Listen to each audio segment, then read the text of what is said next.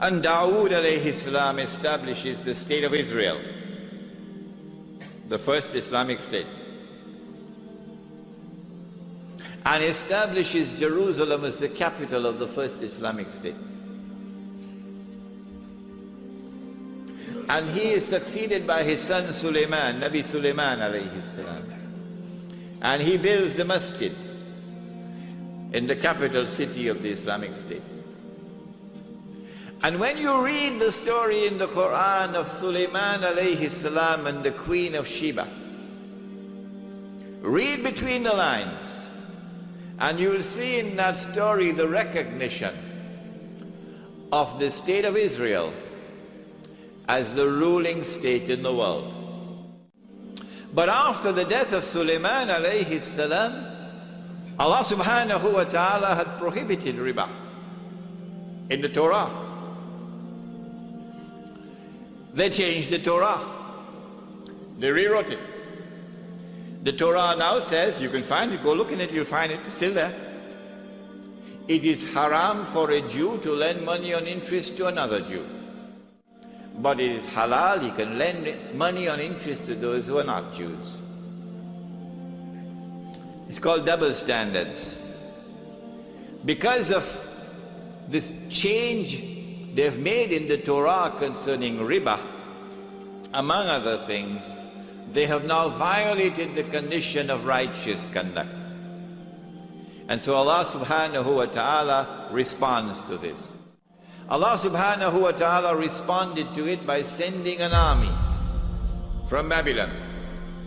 An army that worshipped the sun and the moon and the stars and idols.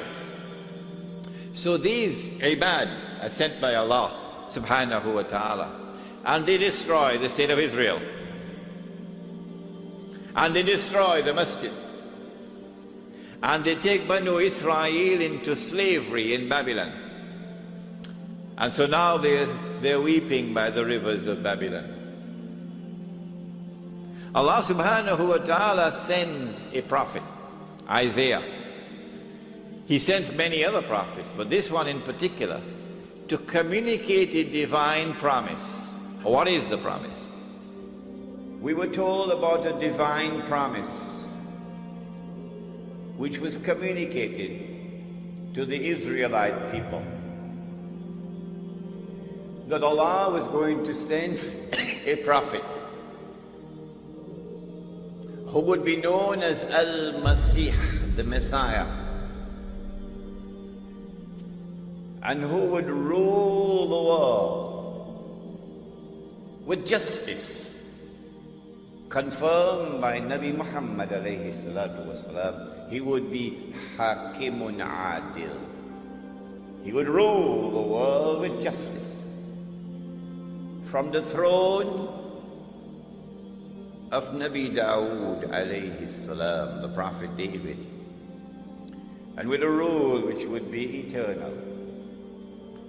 But when that promise was communicated, the Israelites were out there in Babylon, and the Holy Land was occupied. The Israelite people understood that if the Messiah was to fulfill this divine promise, there were certain logical implications which followed.